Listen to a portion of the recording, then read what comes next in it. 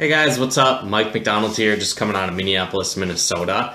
And today's video, I just want to talk about the idea of, are you giving your prospects and your team members a reputation to live up to? So a couple different angles you can look at this. So a lot of times what people will do is they encounter, their team members, maybe they're complaining about their results or they're not doing enough activity or something to that effect. And one thing you can do is you give them a reputation to live up to. So something to the effect could be like, hey, leaders figure out a way. So maybe you have a team member who's talking about, I've gone through my warm market, or maybe you're talking to them about a training that's coming up and they're complaining that they don't have the money to go, or they can't get off work, or they can't figure out the logistics of it to make it happen. And you could be like, hey, I can definitely appreciate that. I know you've got a lot of leadership capability, or one of my top people, and I know you can make it happen. So all I know is leaders find a way. So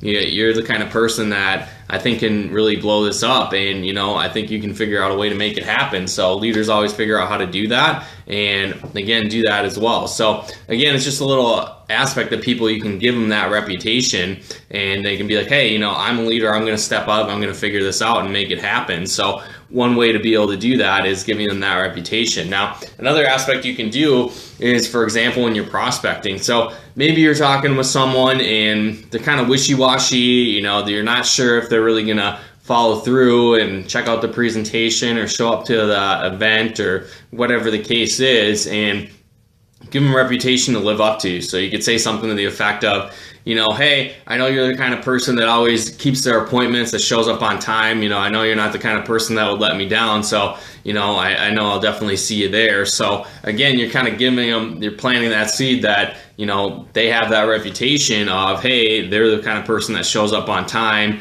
They're always there. You're the kind of person I can count on, so I'll see you there tonight. They want to live up to that. So they don't want to be like, oh, well, I'm the kind of person that flakes out all the time and doesn't show up to things and, is not a person of their word, So it's like you give them that presentation, and again, you can do it that way, or another option you can do is you can kind of almost attack a third party, like a non-existent person. So for example, the other day I was talking with someone and they're kind of wishy-washy. I wasn't sure if they were gonna, follow through and actually watch the presentation. So I was like, hey, obviously I deal with a lot of people that are wishy-washy, that kind of go back and forth, that never really make a decision. They talk a big talk and don't really make the changes necessary, and they're the same place this year than they are next year, and things never really change for them. And I figured you weren't that kind of person, so that's the reason I reached out to you.